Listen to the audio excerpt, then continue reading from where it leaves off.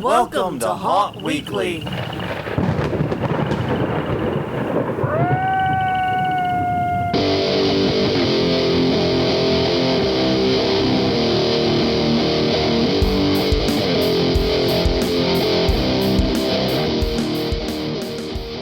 Hello, everyone. I'm Jonathan. I'm Crystal. And this is Haunt Weekly, a weekly podcast for the haunted attraction haunted entertainment community. Whether you're an actor, owner, or just plain aficionado, we aim to be a podcast for you. And we return to you once again if you're joining us live in the chat. It is Sunday at 8 p.m. Central, 9 p.m. Eastern. Mountain 7, Pacific 6, and your time zones, you have to do your own math. But yes, we're joining you live. Also, the post go live on Monday, usually mid-afternoon. Sometimes we don't have a specified time for that. Right. But of course, this is a show. We don't set your schedule. You can listen to us anytime. So I hope whenever you are joining us that you are doing well, that you are safe. It has been a hell of a week through much of the country. Yeah, no kidding. Hope that you are well, that you are safe, that you are warm. And basically that everything's as good as it can be. Because, Jesus, it's been a week. Yes, it has. I mean, we're here in New Orleans. We were spared the worst of the snow hellscape. Right. But we have many friends in Austin, Houston, Dallas area. They got family in those three towns, too. And middle Louisiana and northern northern Louisiana. that were drastically impacted. And, yeah. So thoughts go out to all of them. Keep in touch. Be well, and if we can help, let us know. Yeah, it looks like it has warmed back up, though, thankfully. Yes, right now, according to my watch, it is 60 degrees here, which is nice. Mm-hmm. It's actually a very comfortable temperature for recording a podcast in an unair-conditioned, unheated garage. It is. So it's actually working out quite well for us. But no matter where you are, no matter when you're listening, thank you for joining us. And you can find more of us at hauntweekly.com or Haunt Weekly on Twitter, Haunt Weekly on Facebook. YouTube.com/HauntWeekly is our YouTube channel. And we're also on iTunes, Google Play, and Stitcher. Check us out at all those fine, wonderful places. And like I said, join us Sundays, 8 p.m. Central, 9 p.m. Eastern for these live chats. Join us in the chat room. Answer the question of the week. Get in early. Yeah. Have fun. Get to participate in the show a little bit. It's a lot of fun. All right. So that said, we have some housekeeping stuff before we jump into this week's topic. First thing is first. The question of the week last week was, what is the first thing that you plan on doing? Whether it's going somewhere or who you want to see or whatever, once it's safe to congregate. Right. And we got a lot of answers on this one. We did. People were still answering earlier today, which was nice to see. Lots of people are looking to meet up with their haunt peeps, go to conferences. Yeah, a lot of people excited to go to Transworld. Yeah, each their own. Each their own. But yeah, so it was nice to see all of the answers coming in. It's obvious that we all miss meeting in person. Yeah, and I know I speak from my personal experience, but even I, as something of a hermit, as something of a recluse, am starting to feel fatigue on this issue. And I am not. I fake being a social butterfly very, very well. I can pretend to do it very well, but believe me, there's nothing I want more in life than to curl up with a good whiskey and a good video game. Or a really bad movie. Or a really bad movie at all hours of the night. That's what I live for. Good MST3K, a good whiskey, Crystal and Ellie. That's all I need in life. Yeah. Simple things. It's simple. I'm a simple man with simple pleasures, but even I am thinking, damn, I want to go to a bar. Damn, I want to do things. Yeah. And then I'll go out and do them and then remember, oh yeah, that's why I'm a hermit. I'm sure it'll happen almost immediately. Well, yeah. So I'm sure that'll happen. But regardless. So thank you to everyone who answered the question. So many good answers last week. My God, It was crazy. So what is this week's question of the week? Well, this week's question of the week is, which haunter would you nominate for a community service award? We're excluding us from this. Yeah. We don't want it. But, not that we don't want it, but who would you nominate for one? And And maybe this is something that we could actually do. Yeah, you know, this would be nice. So maybe a yearly thing to do a community service or helping haunting award or so. I don't know. We'll workshop this, but exactly. This is a workshop. But if you got a lot of great suggestions, this could become a bigger thing. Exactly. That's what we're saying. Yeah. So answer this and tell us why. Yeah, and tell us why. Crystal, who's your pick? So throw it right to me. So I have 2 picks. All right, go for it. So we had talked about this previously. Mm-hmm. We both would nominate James. Yeah. I would also nominate Joseph Bodkin. I agree. For me and my my money, I would. Dang it, I am struggling with names today for some reason. But I would actually recommend John LaFlamboy. Okay. Because of all the work he's done in the community during COVID. He was doing a lot of work there, and he was shut down his haunts. Both of them were closed for the season, even though it was a great financial loss to him. Yet he did all these amazing things for his crew and his team, and always has been posting helpful, supportive, and wonderful things on Facebook using his platform very well. So it's a bit cliche because everyone loves John. Yeah. You can't hate him. It's illegal. Right. It's basically illegal at this point. But, Japes would probably be my first, but I think John is a close second for me. But, yeah, I think John Bodkin, too. I think you got 3 great names there. Yeah. 3 excellent names to get this ball rolling. So who are your picks? I'm curious who you would nominate for this. Leave your name in the comments if you are joining us for the chat. Just someone you think is either doing great community service work or doing great work to support the haunt community. Especially during the past year or so, with all this COVID stuff, we definitely are looking for people that have been staying strong and helping a lot through these difficult times. I'll leave those in the comment. If you can't leave them in the comment, send us the names, hauntweekly.com. We have a contact form. It goes to us. Very, very easy form to fill out. You can also leave the comment, facebook.com/hauntweekly. Leave it on the post. We'll also post the question of the week on Wednesday to open the floor to others who maybe didn't listen to the podcast. That's fine. You can still participate. Very low bar entry on this. Yeah. And you can either leave it as a comment on this video or on that one. Also a YouTube comment or a Twitter. Basically, any way you can get us, we accept the answers. We're very simple to please. Some housekeeping notes, some good household news this week. Yes. Very exciting here. Yesterday was a first in this house.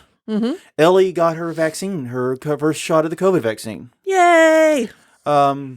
No serious reaction. She's tired today. But I mean, that's an immune response. We're happy for that. That's a good sign, actually.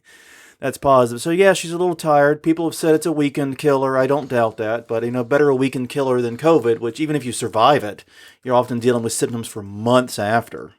I'd much rather, deal with the aftermath of the shot than damn COVID. So yeah, she got her shot. She got it through the VA system. She's a veteran, was able to get it through the VA system. Awesome. Looking forward to when we can get ours. Yeah. I'm really kind of pissed that you were excluded because you work for a college. Yeah. And they said all K through 12 school employees, teachers, janitor, staff, anybody that works at a K through 12 institution, go for it. Get your shot. College, fuck off. Basically, yes. So yeah, fuck y'all college peoples. Is what they said here in Louisiana. We're not happy about that. Right. Because we don't want no smart peoples, no learned people. Don't want you to do any of that book learning after you get out of high school. Regardless, I am super happy that Ellie got the vaccine, and that's one less vector. We've been lucky. All of our tests have come back negative that we've had. I've not been tested recently. Crystal has been tested more recently than I have.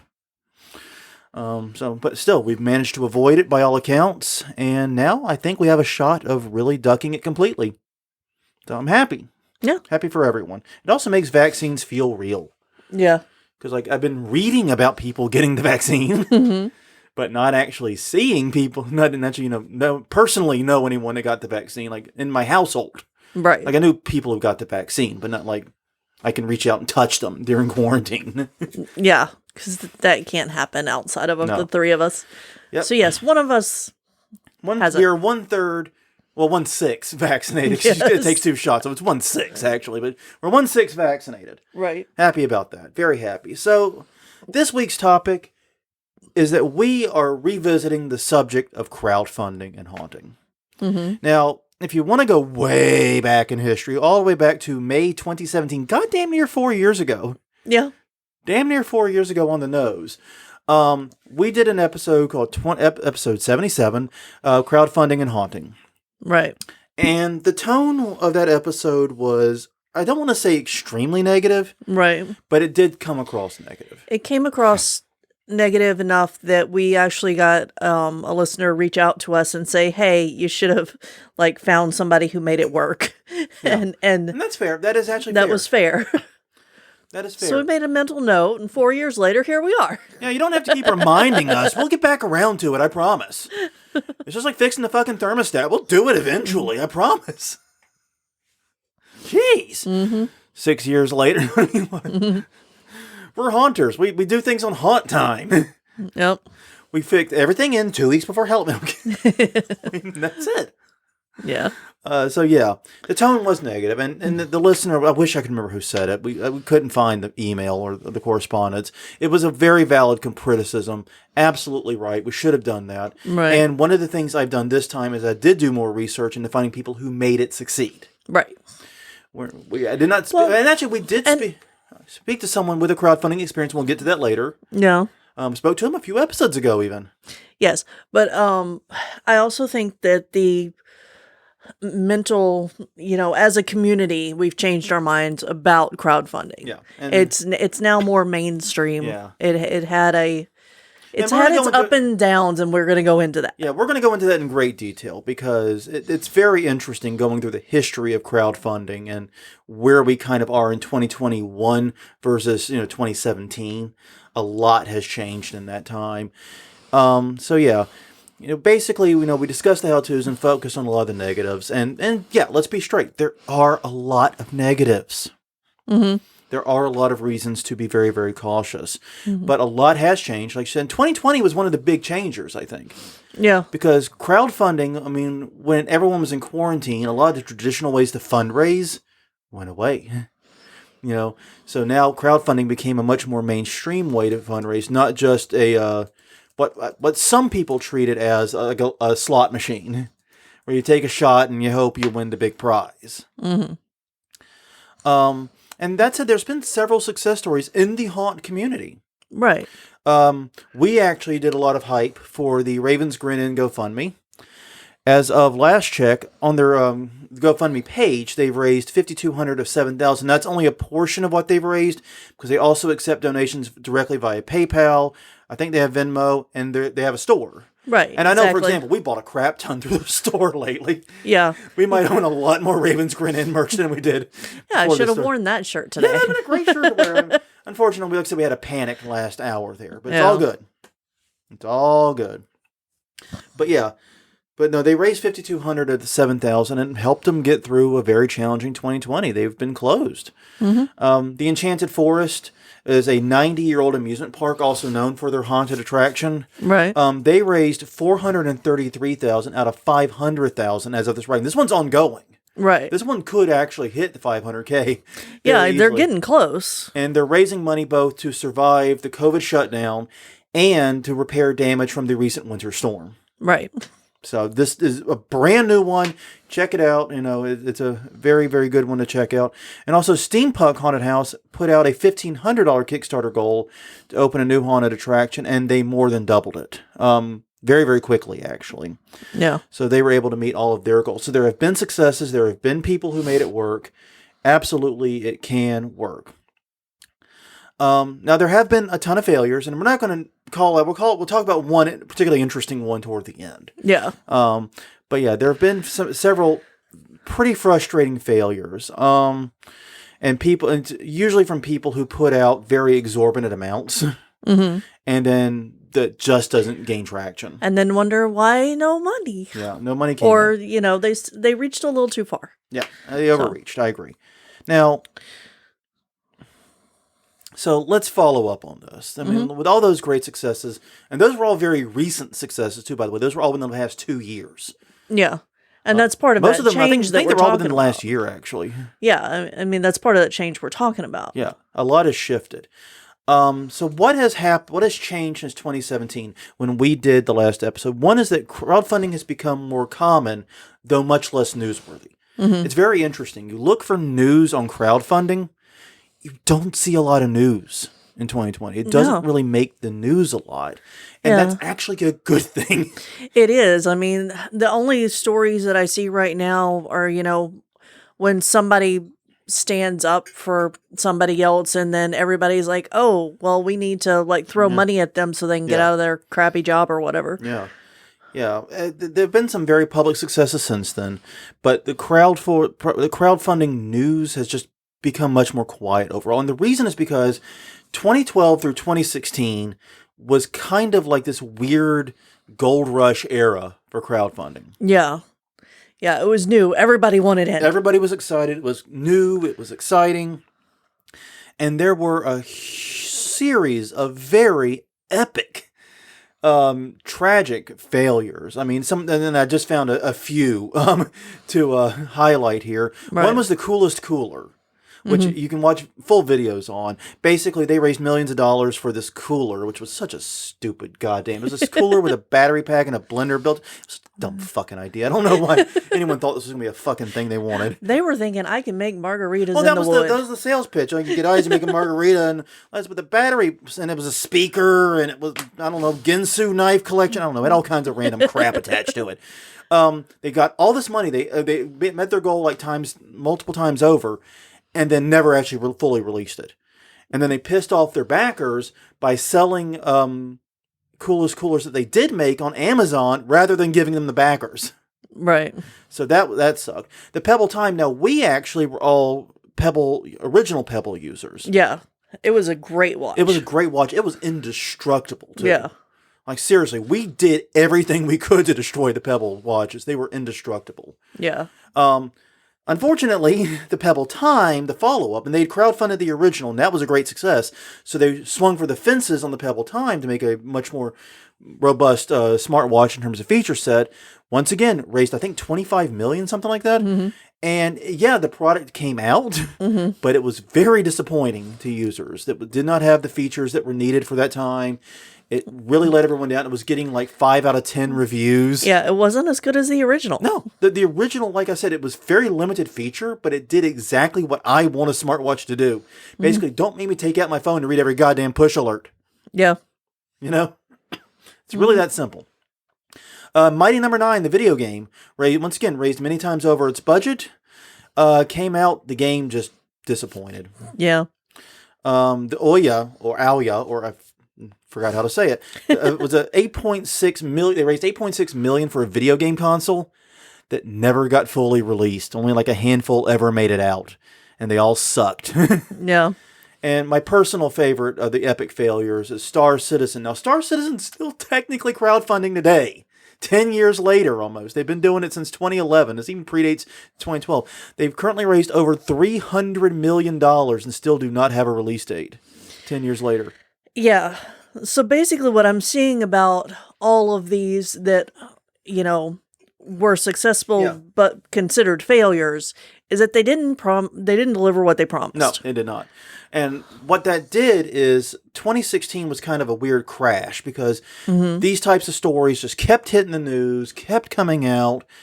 People got fed up. Yeah. And people stopped trusting at crowdfunding. It became, there are even like YouTube channels like Kickscammer. Right. And that would be around the time that we did that first episode when people were making that shift and thinking that, hey, I don't want to give my money to something and not get anything back. Yeah. And there were stories in all of those of people throwing thousands of dollars into these and literally getting nothing in return and no way of ever seeing that money again. No. And so people became very gun-shy about supporting Kickstarters and other crowdfunding campaigns, especially at a high level. Right. And that, like I said, is when here's where we enter the story. Yeah. Right after this crash, right after crowdfunding's kind of at its lowest moment. Right. And so, yeah, those gold rush days are mostly over. There are still some very valuable Kickstarters taking place and campaigns, but they're from very established players. Like the Exploding Kittens one, I think, raised $8 million and some change. Yeah. Had a very, very good run. But that was, by the Oatmeal, a guy that has done Kickstarters in the past and has always had great success in turning out exactly what he promised. Yeah, and I know that Japes does a lot of, or supports a lot of these types of projects for board games to get made. Because board games are one of the places that you can, like, people will support that. Yeah. So. Yeah. So yeah, and board games, video games in general. My most recent support, which hopefully I'm finally getting in a week or two, is the Swick. It's a lockpick set that is like a jackknife. It's pocket for your pocket. It's a pocket base. It's a pocket-sized lockpick set that's like a jackknife.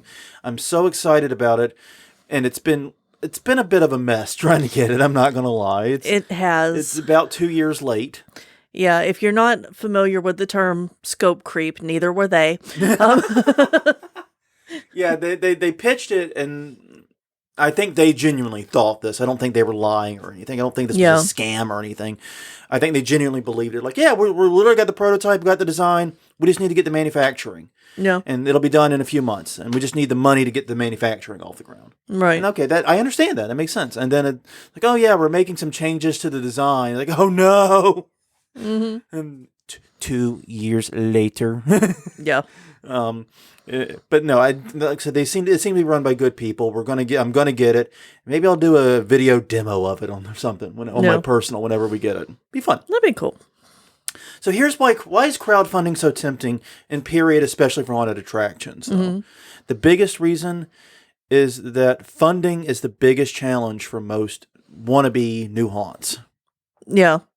That simple. And it's also the biggest challenge for new projects for existing haunts. We tend to be a low margin industry in a lot of ways, right? Because of that whole problem of we're only open 6 weeks out of the year, but we got to pay 365 days worth of bills with that. That makes it very difficult to make a lot of money and sock a lot of money away for new projects. But it also makes it difficult to convince banks that we are something to invest in. Right. If you don't have that, track record where you can show profit year after year after year, then the banks are just going to like, what do you want us to do with this? Yeah. So you've got to look for other revenue sources. Yeah. Yeah. Without independent wealth of some type, it's very difficult to get a new haunt off the ground in 2020. Most of the stories I hear of new haunts coming are people that were independently, at least moderately wealthy. Maybe not super wealthy, but wealthy enough that they could buy some land or buy the building they needed, or at least lease the space with their own money. Yeah. And then get the haunt going. So it's just the truth, unfortunately. And that's just it. Crowdfunding, if you're someone like us without that kind of means, crowdfunding is a way to get that money, get life-changing money with relatively low cost and low effort. Yeah.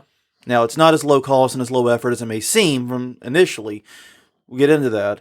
But still, it's much different than having to work for decades and scrimp and save that entire time and set up a haunt fund. Yeah, exactly. I just had an idea. I put in our idea list. That's a good idea. Yeah, that's what it's there for. It's what it's there for. Yeah, you know what? So it's there for. Because we now have a rolling idea list that if we're on this and I have an idea, I can just put it in there and we'll talk about it later. Sorry, I couldn't figure out what was going on. Regardless, but yeah. So basically, it's like I said, it's a way to raise that life-changing money, relatively low cost, and definitely very little risk. And existing haunts may need help getting by, or may need help taking that next step. I mean, 2020, it's been super rough. No. A lot of haunts and a lot of attractions that have haunted attractions, right, were raising money via GoFundMe and other services to try and survive pandemic-related closures, and also not just pandemic-related closures, but pandemic-related retrofitting. Yeah, because a lot of haunts had to upgrade. I mean, there was in the news recently we reported on a haunt double the traffic, but broke even with their previous years. As far as the amount of money they actually made because of all the retrofitting. Yeah, it's expensive. It is, no doubt about it. So yeah, and it's easy to see why crowdfunding is tempting, even if it's not perfect and not right for everything. Right. That's really where we're headed to this. Is kind of where crowdfunding really kind of can work well Yeah. and areas where it's less likely. It's never impossible for it to work. And No, it's never a guarantee that it'll work. right. But it's a sliding scale. Yeah, and I think that it's harder for haunts because you're not promising your backers a physical thing. Yeah.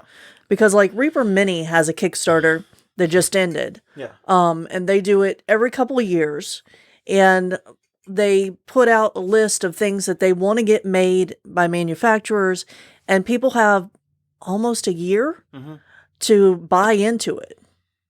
And you can buy into it throughout the year, and then you get your stuff, a few months after it's closed. Yeah. And as things are bought out, the limits that they set with the manufacturers, then they just take that off the list. Yeah. So that's, if you're doing physical goods, that's something that you can think about. Yeah. Well, looking at the successful campaigns that I was studying, especially for haunted attractions, one is they were typically smaller. 4 to low 5 figures, typically. They were on the smaller side. You have to remember, the gold rush is done.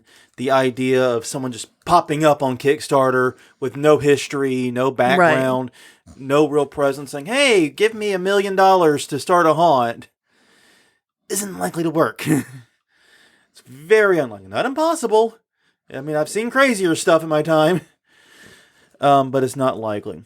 Second, they tend to be from repeat campaigners. I used the Exploding Kittens example earlier. It's from the Oatmeal. Cyanide Happiness, aka the Explosion people, raised just this month, actually, over $575,000 on a $300K goal for a new video game they're working on. Yeah. They're all repeat Kickstarters. They've all done this before. Mm-hmm. And they've all had a very good track record with not only, this work they had done before they got into crowdfunding, Right. but with crowdfunding itself. They had a good track record of completing it, getting the funding, getting the rewards out, getting delivering what they promised, and moving past it and moving into the next phase. Once you've got that track record, it gets much, much easier. Mm-hmm. Successful campaigns typically have a strong social media presence behind it. Once again, going back to those guys, they have huge followings on Facebook, YouTube, their websites, everywhere. Mm-hmm. I mean, it's incredible. Yeah, so if you've got some of those, some identifiable characters that are out there promoting your haunt, and they've got a huge following, make sure that they're included with getting the word out about the Kickstarter. Yeah. Leverage your social media every respect. Mm-hmm. They have great presentation, a very professional presentation, good graphics, a nice video, and good writing. I mean, if you go out there with crappily shot video, a typo-laden post, and low quality images, no one's going to give you anything. Right. The quality of your presentation is what gives trust, because all crowdfunding is built upon trust. Yes. People are giving you money and trusting you to return, to do what's right with it. Whether if it's a charity thing, to spend it wisely. If it's a Kickstarter type thing with rewards, to actually deliver the rewards. Right. It's a trust thing either way. It is. And you're not going to get a lot of trust if you look like a fly-by-night idiot. Right. I think that's fair. Yeah, I think so. So, yeah. And they all have even better presentation. I mean, even better communication. Yes. The successful campaigns, regular updates. Right. Updating at least weekly, usually more often.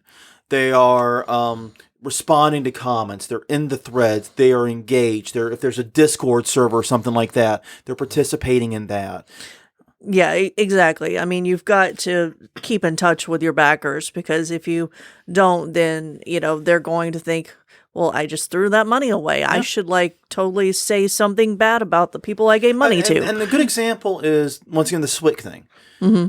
Because this is such an interesting Kickstarter. I mean, right. Once I get my Swick, there really should be a whole dissection of this particular campaign. Yeah. Because I do think it's a case of a legitimate campaign that had a lot of struggles, what they did right, what they did wrong, etc. Mm-hmm. And one of the things that they did wrong was there was a point there that they went completely silent. The social media accounts that had been connected to it were taken offline. The email address started bouncing. Yeah. And they stopped responding to comments and alerts and things in the Kickstarter campaign itself. Totally dark. And that was when everyone freaked. Yeah, it was already well late at this point. But up until then, the communication had been good. And we were a bit, oh, come on, quit changing it. Just get it done. Right. Part of something's better than all or nothing. That was frustrating. But then they went dark. And I'm like, we just got robbed. Yeah. They just gave up and took all the money. They just gave up. They just gave up. They decided we're not worth it. Yeah. And that was when the frustration really sank in. Good communication can help you get around any problems you have. But also, if everything's going great, it makes it go better. Mm-hmm. So, yeah, with that in mind, the tips we have for a successful campaign, looking at the campaigns that were successful versus not. Main one is start small. Yes. Simple enough. Smaller goals are easier to meet. Yeah. You need fewer people. You need fewer people, and it makes you look like you're not, I don't want to use the word greedy here, but when I see someone on one of those, like a crowdfunding site that says, hey, I've got this idea for a video game, give me $750,000. No. No. Who the fuck are you? Yeah, exactly. No, fuck you. No, I don't you're not play getting that any kind of of money your from me. games. What kind of moron do I look like? Fuck you. Yeah.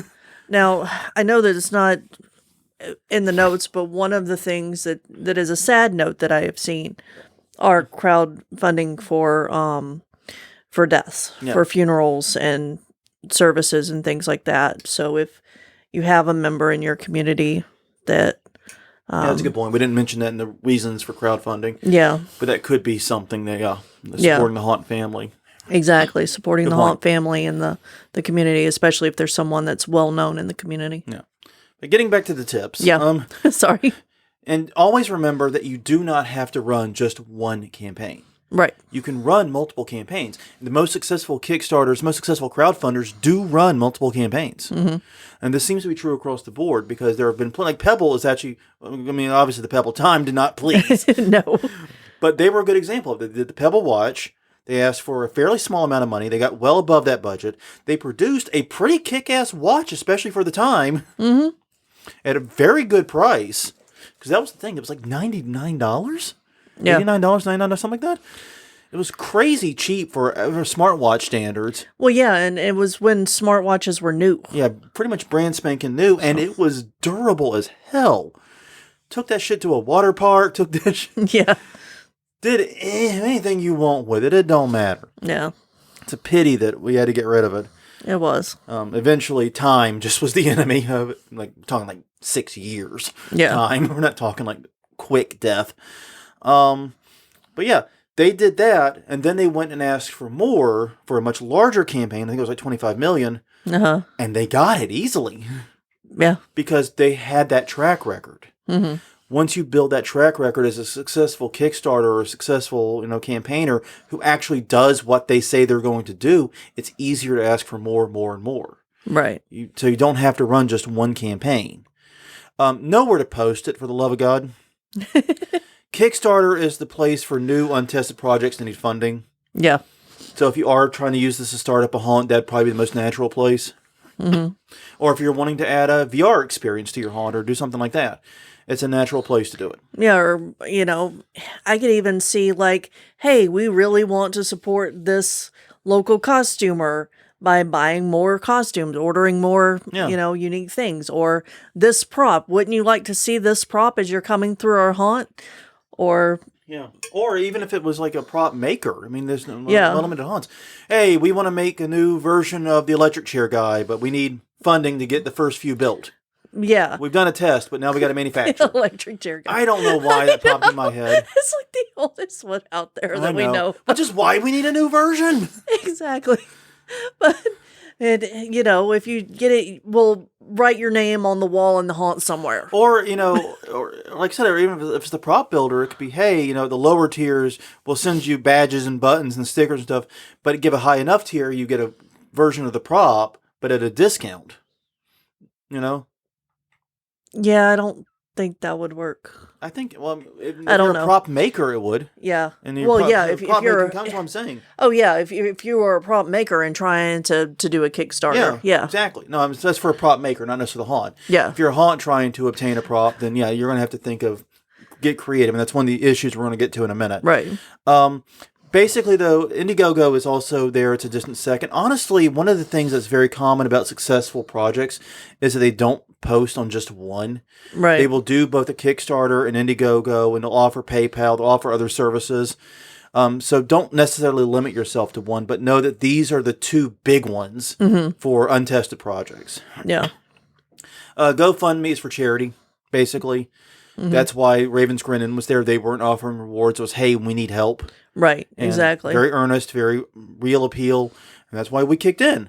Patreon is for projects with ongoing monthly expenses. Right. I don't see that one as being super relevant to most haunts. But if you're running Discord servers or offering ongoing virtual experiences or online experiences over the year, I can see that working.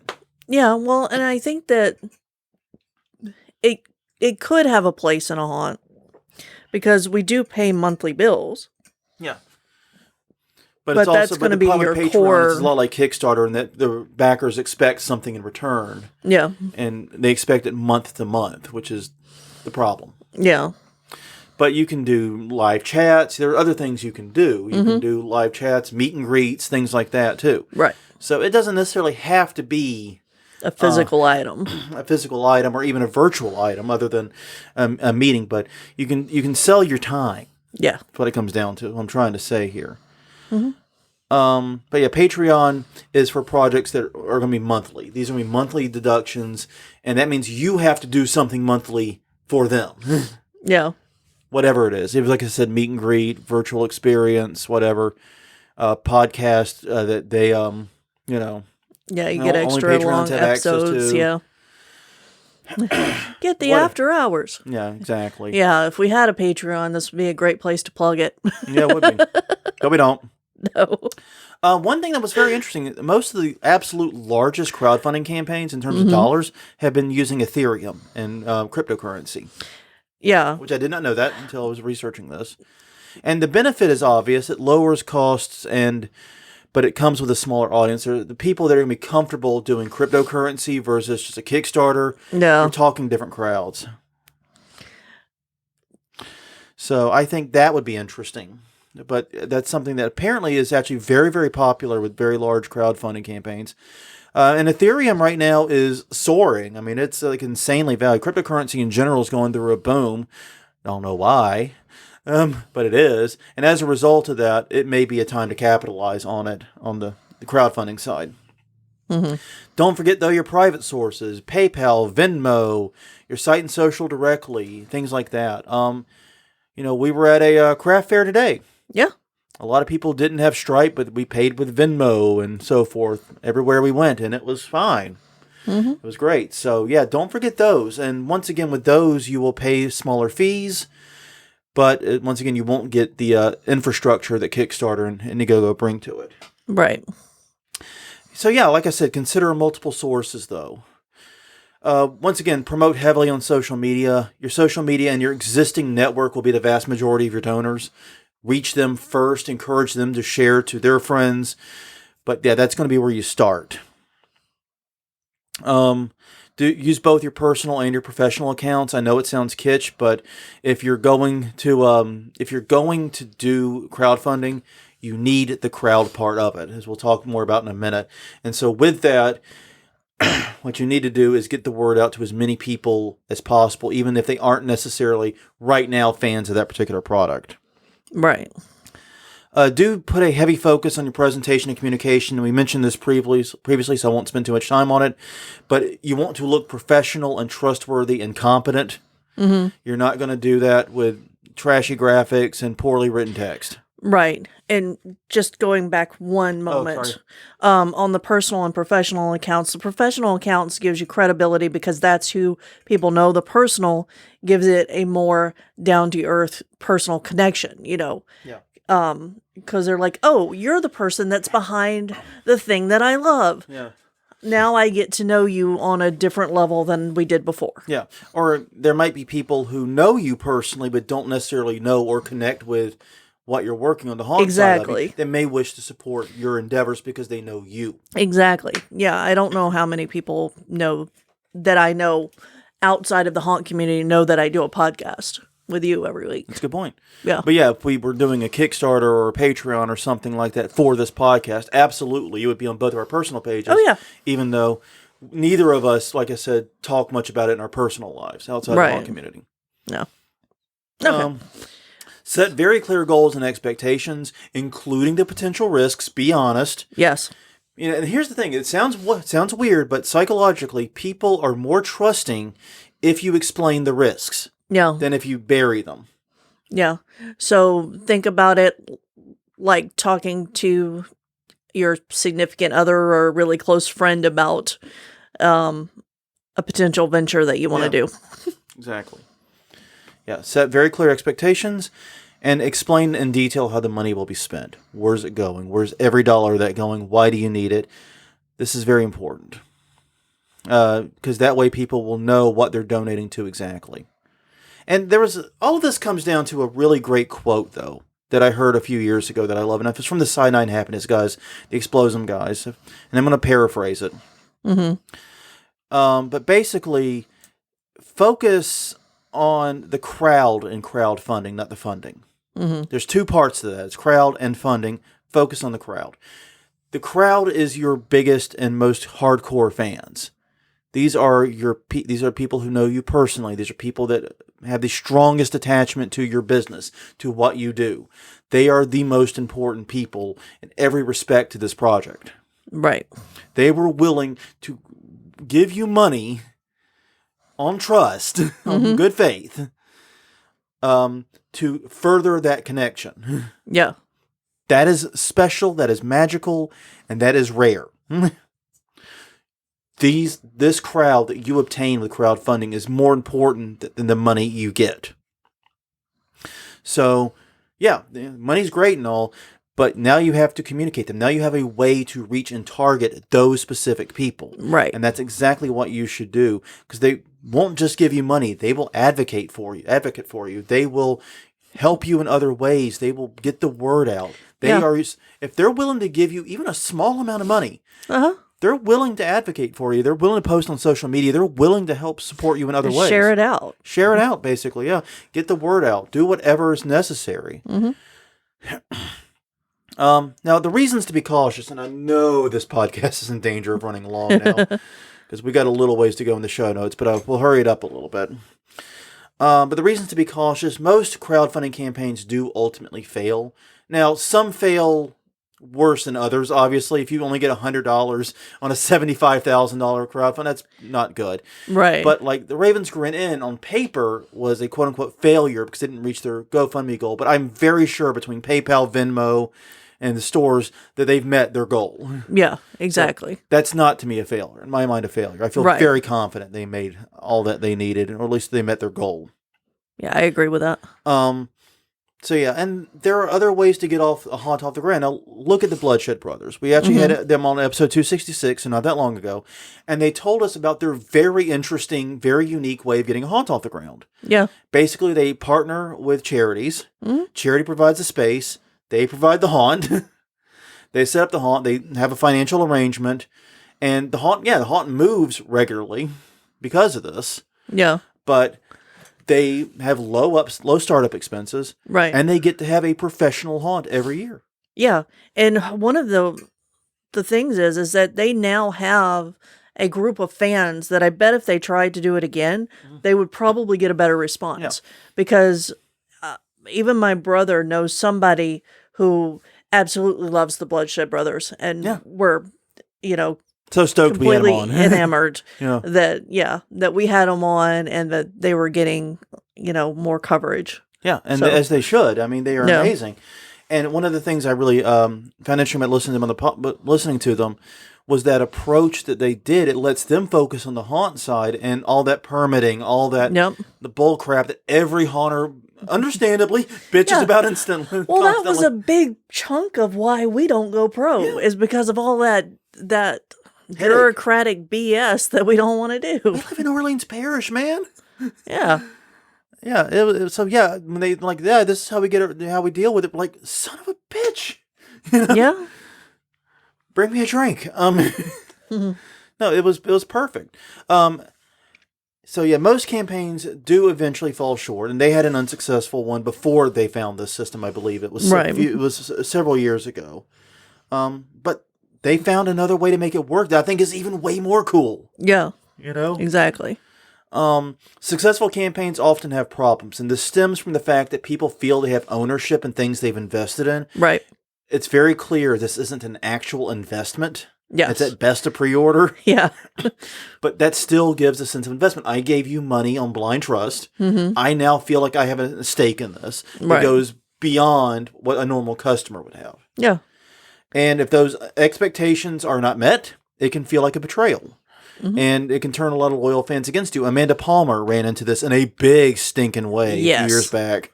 Yes. She was doing a national tour and found out that she'd collected all this money on Kickstarter. Raised over $1 million. Over $1 million, and wasn't paying the session musicians that were working with her. Yeah. Yeah. When she got to New Orleans let, the public know that this was happening. Yeah, New Orleans don't play with that crap, man. I'm telling you straight. No, our session musicians know how to get paid. Believe me. And so that died there, but that was a lot of people that gave to that campaign felt very betrayed. So you have to make sure that you're meeting not just the expectations you put in writing, but the expectations is in everyone's head. Because she never actually said she was going to pay her session musicians. No. She never said that. I mean, it's not like she lied. No. She never said it, but everyone sure as hell expected that's what the money was going to. Right. Was that was part of the cost of the tour. Was to pay the session musicians they would pick up in each city that they were hitting. Yeah. Because that's what she was doing. She had like 5 people with her, and they'd pick up a trumpet and like random musicians at every town to play on stage for the night. Yeah. And that's a lot of tours do that, so you don't have to put up hotel and travel Right. expenses for 12 people or whatever. Mm-hmm. But yeah, that happened, and that's something you have to realize is you have to meet not just the expectations in writing, but the ones that they have in their head. Yes. It takes a lot of work to do a campaign. Believe me, these campaigns to do the design, the graphics, the communication, it's time consuming. It's a lot of work. It's also expensive. Between rewards and fees, 25% of what you get is not yours to keep, usually, Right. or 25% or more. The fees alone, and this is both on Indiegogo and Kickstarter, are 8%. Yeah. So you got to factor that into your budget. That's almost 10%. Yeah. That's a lot of damn money. It is. If you're looking to cut those fees, once again, look at Ethereum and a private means like PayPal, Venmo, and all that. The fees go a lot less. The other problem, another reason to be a little bit wary for a haunt, though, is that the potential audience is limited. Most very successful Kickstarters are things that can be shipped to people either electronically or physically. Yeah. I can ship you a board game. Right. I can email you a download code for a video game Yeah. or a piece of software. Yeah. But you can't do that with a haunt. I No. can't mail you the haunt. No, you can't mail the haunt. I mean, there are like certain things that you could mail. And you could, if it's somebody local, you could give like VIP experience or a season pass type thing, something like that. But that's still keeping it local. Yeah, once again, like I said, in terms of actually visiting the haunt and having that connection with the product, Right. it's going to be that 50-mile radius rule again. Yeah. Now, if you live in a fairly big city, there may be plenty of people to support that. But if you live in an area where there's not a lot of people immediately around you, that could be a struggle. Yeah. You might really struggle just because there's not a large enough crowd for the crowdfunding. Right. So, looking at the campaigns that were successful, looking at what worked for haunters and has worked for various campaigns in the past, when to crowdfund? Well, it may not be a great way to start a haunt. Yeah. It's probably just too much money, especially on the first pass, and it's too small of an audience. Now, that said, if you can find a way to take crowdfund money, a smaller amount of it, and then turn that into a haunt, that's fine. Like use it as collateral for a bank loan. Yeah. Or use it to secure the lease on something. Yeah, and I would look into that option for home haunters who want to go pro. Yeah. Because that might be an option. Yeah. because you do have some of that built-in audience already because Yeah. they know you from your home haunt or your giant yard display.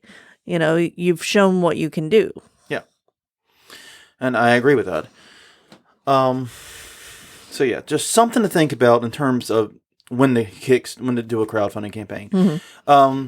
It can cover short-term expenses, especially like the 2020 closures, the retrofitting we've had a lot of haunts have had to do, things like that. Yeah.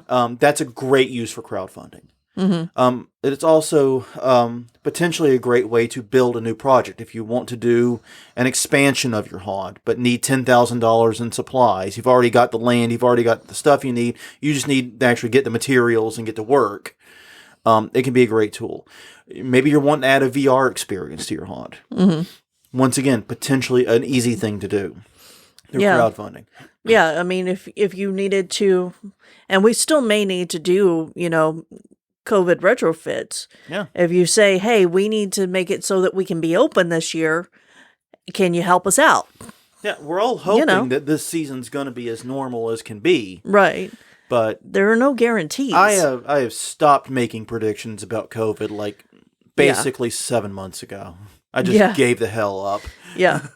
Because I think most smart people did right around the same time, if not earlier. I think I was late to that party and given up on it because 2 weeks of quarantine, 340 days later. Yes. Oh, man. So, yeah. Basically, the more trust you have, the bigger a crowd you have access to, whether it's social media or locally, and the less money needed, the better chances of success. Mm-hmm. It's that simple. So when not to crowdfund, just do the opposite. You know, it's the opposite. Basically, if you need too much money, you have an unproven idea, you're just too new, there's no track record supporting you, it may not work. If it's not a mass market idea, for example, it's too small a territory, too narrow an idea, you've got to have the crowd. The crowd is the important part of crowdfunding. If you don't have the crowd, you'll never get the funding. And when you get the funding, the crowd's the most important part. Right. The crowd really is the emphasis in crowdfunding. Mm-hmm. I mean, because it works both ways. It's on both sides of the funding, Yeah. Basically, it should be crowdfunding crowd. Because it's like a funding sandwich. It's like a sandwich there. Yeah, so you and the other is when you can't reward funders, with the exceptions of charity causes. I mean, obviously, that's a different situation. All in all, crowdfunding can definitely be useful, but I think it's a tactical use. It's situational. Yes. Yeah. I'm definitely not nearly as down on crowdfunding as I was 4 years ago. No. I can see situations and scenarios where it could be very useful. Right.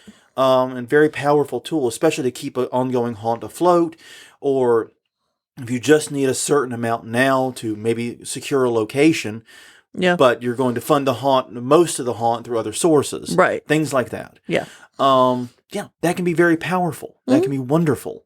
And don't necessarily turn away from it. Definitely consider it, but also don't think that you're just going to pop on Kickstarter, launch a crappy-ass campaign, and people will give you $750,000 to launch your, unknown, spooky haunt attraction.com haunt, Yeah, and I would also say that if you are doing one with rewards, remember to have low tiers. Yeah. Because not everybody, especially this year, are able to support the things that they love financially. And one thing that I think you said that was interesting was that Reaper does their crowdfunding campaign for over a year. Yeah. Danielle was quick to correct us. Yes. Thank you. Which is actually interesting to me because I was sitting there thinking, wait, that's great because I may not be able to do a $100 donation right now. Right. Because money's tight, COVID. Yeah. Business has been sluggish, whatever. I may be able to do it now, but in 2 months, it might be trivial.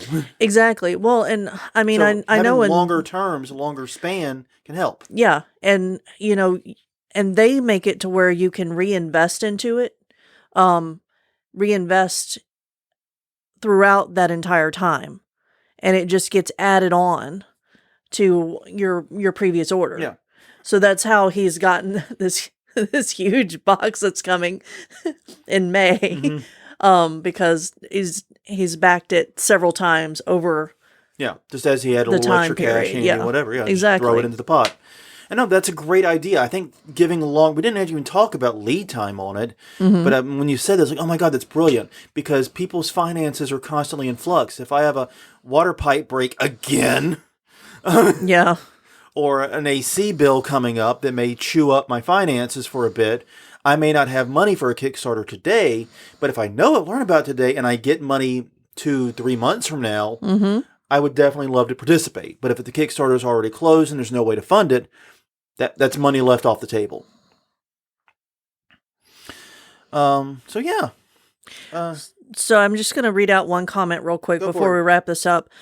Chris Gay is in the comments tonight, and he says that they do a letter drives for donations for their ambulance squad and fire company. Record returns at the end of 2020. People are in the giving, helping mood right now. Yeah, I think now is a time where people are in a giving, helping mood. I think what my fear is that in about a year from now, when the pandemic is, knock on wood, done, but the economic impacts are still prevalent, that may shift. So that's more my fear. There's not so much right now, because I don't think we're feeling the full economic impacts either. You know? Yeah. But once the pandemic we've returned to a more normal life, but are still dealing with economic fallout of the pandemic, 'cause that's going to take years to bounce back from. I don't think, it's definitely not going to be fast. Yeah, that's more my worry. But yeah, no, that's a good point. But yeah, using crowdfunding tactically, honestly, if you're looking to fund a brand new haunt and you're looking at 6 figures or 7 figures for the launch, I would look at other approaches first.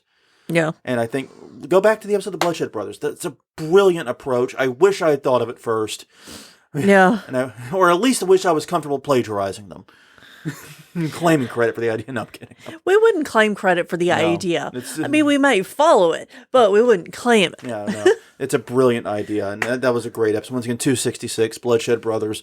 Highly recommend that episode, as I do all episodes with a guest. Yes.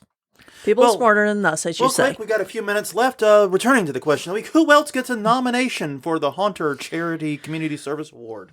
Okay, so Christian Risto said, don't know enough people big in the community posthumous can donate. He was very kind when I spoke to him. He seemed to be a big supporter of the haunt community. Okay. And Chris Gay said us. Well, yeah, we were excluded. We were, but we didn't put that in the... I appreciate the sentiment, Chris, but we were excluded ourselves. We didn't put it in the question. He's right. Yeah. So when you post it on Wednesday, make sure you exclude us. Excluding us. Yeah. But no, I really think we listed some good names. Yeah. I think I would also put in Svenpuss. Oh, yeah. Good one. Good one. Very good one, actually. Mm-hmm. And also, I put in Chuckles the Clown for making sure we all celebrate Paul's birthday. Every day. Every day. So thank you, Chuckles, for your contribution to the haunt community of one of the greatest inside jokes. Uh-huh. Well, on that note, everyone, thank you very much for joining us. We greatly appreciate you spending the past hour with us. I know it's been a long episode. Hopefully it was entertaining and educational. You can find more Haunt Weekly at hauntweekly.com or Haunt Weekly on Twitter, Haunt Weekly on Facebook, youtube.com/hauntweekly is the YouTube channel. Find us on Google Play, iTunes, Stitcher, wherever you get your podcasts, Spotify, Podbean, Podscape, I don't know. There's all kinds of pod things lately. Go find it there. It's there. But until next time, I'm Jonathan. I'm Crystal. And we will see you all next week.